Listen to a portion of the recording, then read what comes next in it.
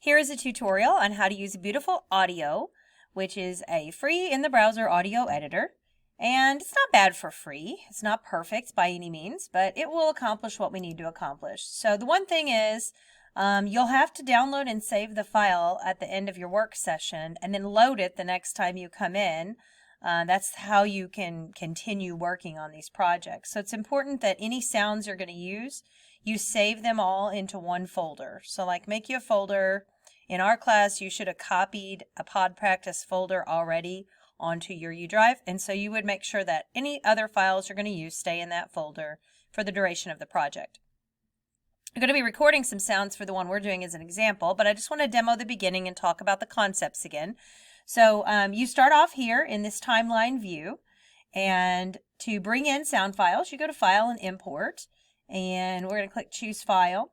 And in my classroom, you'll go to your Z drive and Skinner classes, you'll go to your U drive, which you should have copied from the Z drive, Skinner classes multimedia, but on yours you'll have a pod practice folder like so. And in this case, I'm going to put the club sound music in here, and there it is. So we can zoom on here to get a better view of the waveform. That's what this thing is called, the waveform that shows us as the music or sound gets louder, the amplitude of the sound waves you can see visually here. So we've got this. If I hit play, we get some sound here. And if you press the space bar, you can play and pause. So that's kind of a good tip there. But we want about 10 seconds. So we would scrub over. We call this scrubbing the timeline when you drag the playhead, which is this little green triangle thing. So you drag the playhead to around the 10-second mark. Around is fine. And we're going to split it into two clips. So we got a couple of important buttons here. The select mode, which is how we pick up and scoot things. The duplicate mode, which we turn on, and then if we click something, it makes a copy. And the split mode, which is here, and that's the remove mode. So if I click on the split mode, it tells you press and release to split. So I'm going to click right here where my line is. And you have to actually click just to the side of it. There we go. Now it's into two. Okay. So if I go back to my select mode, my select tool, I can now move the rest of this over independently. Now I'm going to have to scroll over. We want to keep about the last 10 seconds or so. So I'm just going to click here to move my playhead quickly into place. And since it's kind of dead here at the very end, I'm going to start this around 36 seconds or so. But either way, we'll split back to split mode. Give it a click to split. And then we don't need this middle section. So I'm going to take the remove tool and just give it a click. And we'll just leave this guy down here for now, but we'll come back and deal with him later on. So meanwhile, we'll scroll back over here and continue on.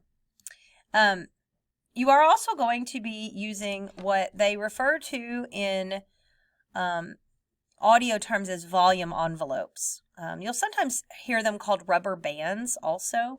So volume envelopes are accessed using this little line down here. And when we get into video editing with Premiere, you kind of have a similar thing. There's a little line that you can move. You just click to insert what's considered a keyframe, and then click again to add an additional one. And you can add as many as you want. They call them control points in Beautiful Audio Editor, but they're keyframes in most other programs. So if we want this to fade out over the last couple seconds, I would click here to set down that control point or keyframe. And then at the end of this segment, I would click again to set down another one. Now, so this would make it turn up, but we want to turn down for what? Okay, so anyway, but now when we play it, it should gradually fade out. So see how it just gently fades out. And if we didn't do that, this would just cut off, you know, so like we get here to the end and it would be like, and that sounds awful, right? So we definitely want to fade out so that it seems much more gradual, which is what we always want to do anytime we're doing kind of audio, you know, assembly like that. All right, so the next thing in our project is we're going to import some additional words. I'm going to add the multimedia intro words, so fun intro words here.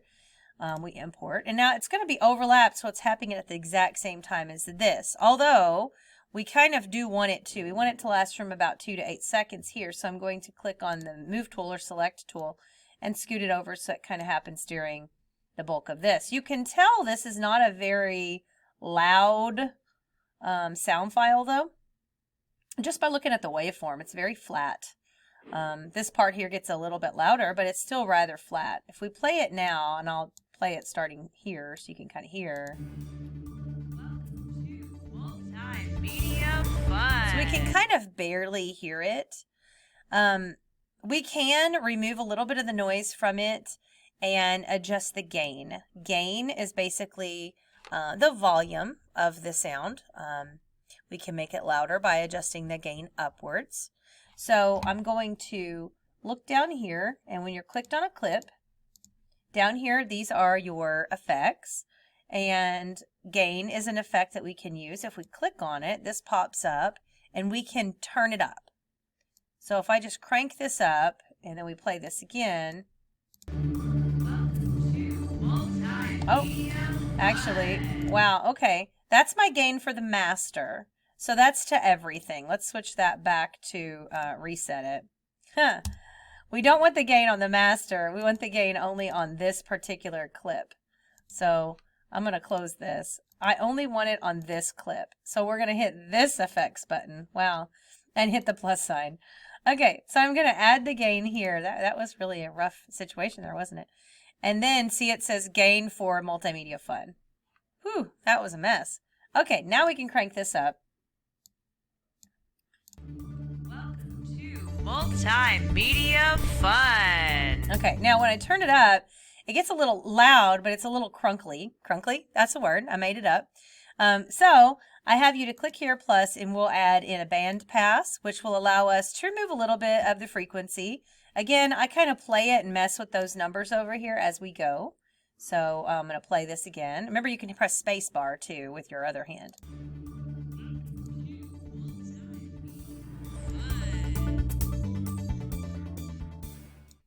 We'll keep pulling it back. I'm trying.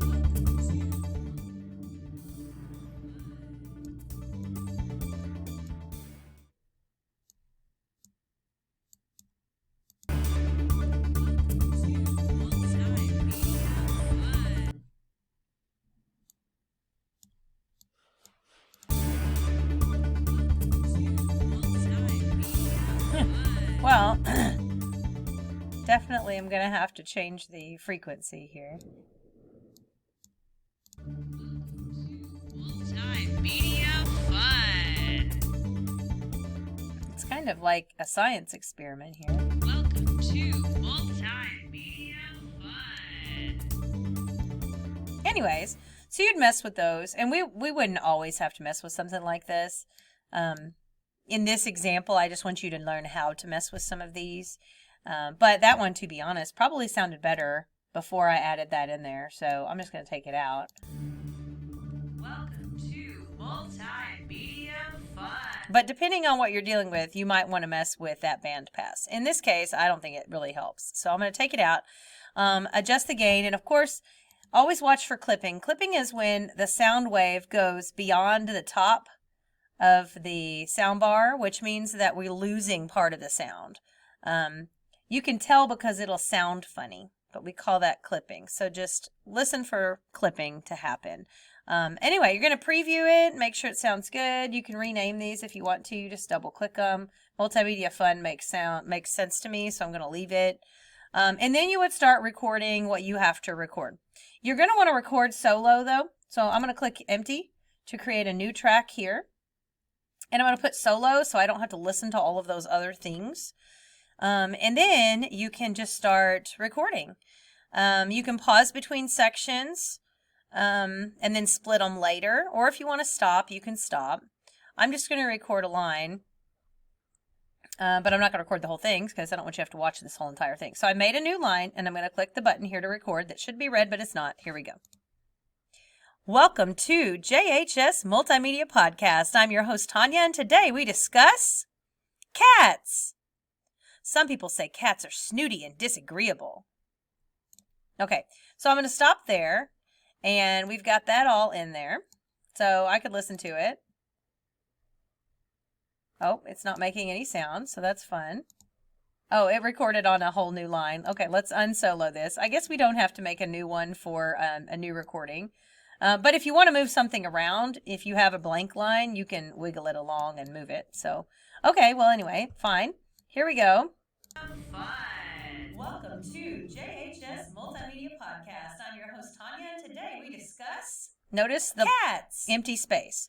Those are basically flat lines on our recording. And in the instructions, you're going to be importing in sound. So for instance, today we discussed there's going to be a drum roll. So you're going to come in here and grab that drum roll.